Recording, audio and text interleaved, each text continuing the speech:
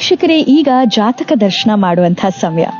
ಗುರೂಜಿಯವರು ದೇವಸ್ಥಾನವೊಂದಕ್ಕೆ ಭೇಟಿ ಕೊಟ್ಟಾಗ ಅಲ್ಲಿ ಸೇರಿದ್ದಂಥ ನಮ್ಮ ಪ್ರೀತಿಯ ವೀಕ್ಷಕರು ಗುರೂಜಿಯವ್ರನ್ನ ನೋಡಿ, ಕಾರ್ಯಕ್ರಮ ಪ್ರತಿದಿನ ನೋಡ್ತೀವಿ ಗುರುಜಿ, ಪ್ರತಿದಿನ ಟಿವಿಯಲ್ಲಿ ನಿಮ್ಮ ದರ್ಶನ ಆಗ್ತಾ ಇತ್ತು, ಇವತ್ತು ನೇರವಾಗಿ ಭೇಟಿ ಮಾಡಿದ್ದೀವಿ, ಸಂತಸ ಆಗ್ತಾ ಇದೆ, ಬಹಳ ಸಂತೋಷ ಆಗ್ತಾ ಇದೆ ಅಂತ ಹೇಳಿದ್ರು. ಅಷ್ಟೇ ಅಲ್ಲ, ನಮ್ಮ ಜಾತಕ ನೋಡಿ ನಮ್ಮ ಸಮಸ್ಯೆಗೆ ಪರಿಹಾರವನ್ನ ನೀಡಿ, ನಮ್ಮ ಜೀವನದಲ್ಲಿ ಯಾಕೆ ಇಷ್ಟೊಂದು ಕಷ್ಟಗಳು ಬರ್ತಾ ಇದೆ, ಇದನ್ನ ಹೇಗೆ ಸರಿಪಡಿಸ್ಕೋಬಹುದು ಅಂತ ತಿಳಿಸ್ಕೊಡ್ತೀರಾ ಅಂತ ವಿನಂತಿ ಮಾಡಿಕೊಂಡ್ರು. ಖಂಡಿತವಾಗ್ಲೂ ಉತ್ತರವನ್ನ ಕೊಡ್ತೇನೆ, ಮಾರ್ಗದರ್ಶನವನ್ನ ನೀಡ್ತೇನೆ ಅಂತ ಗುರುಜಿಯವರು ಅವರಿಗೆ ಪರಿಹಾರವನ್ನ ನೀಡಿದ್ದಾರೆ. ಬನ್ನಿ ಆ ಸಂದರ್ಭ ಹೇಗಿತ್ತು ಅಂತ ನಾವು ಕೂಡ ನೋಡ್ಕೊಂಡು ಬರೋಣ. ದಿನದ ವಿಷಯ ಹಾಗೂ ಸಮಸ್ಯೆಗೆ ಪರಿಹಾರವನ್ನ ತಿಳ್ಕೊಳ್ಳುವಂತ ಸಮಯ.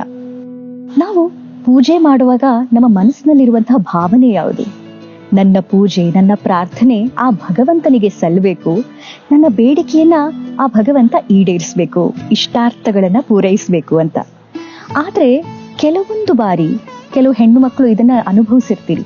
ಪೂಜೆ ಆರಂಭ ಮಾಡುವಾಗ ಪೂಜೆಯ ಮಧ್ಯದಲ್ಲಿ ಮುಟ್ಟಾಗ್ಬಿಡುವಂಥದ್ದು, ಆಗ ದಿಢೀರನೆ ಅನ್ಸುವಂಥದ್ದು, ಛೇ ಎಂತ ಅಪಶಕುನ ಇದು, ಹಾಗಾದ್ರೆ ನಾನ್ ಮಾಡ್ತಾ ಇರುವಂತಹ ಪೂಜೆ ಭಗವಂತ ಒಪ್ಕೊಳ್ತಿಲ್ವಾ, ಇದನ್ನ ಮುಂದುವರಿಸಬೇಡ ಅಂತ ಏನಾದ್ರೂ ಸೂಚನೆ ಕೊಡ್ತಾ ಇರುವಂಥದ್ದ, ಹೀಗೆ ನಾನಾ ರೀತಿಯ ಕಲ್ಪನೆಗಳು ಶುರುವಾಗುತ್ತೆ ಅಲ್ವಾ?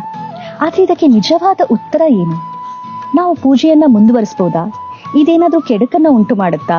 ಈ ರೀತಿ ಆದಲ್ಲಿ, ಹೀಗೆ ಎಲ್ಲ ಪ್ರಶ್ನೆಗೂ ಕೂಡ ಗುರೂಜಿಯವರು ಇವತ್ತು ಸ್ಪಷ್ಟವಾಗಿ ಉತ್ತರವನ್ನ ನೀಡಲಿದ್ದಾರೆ. ಬನ್ನಿ ಕೇಳೋಣ.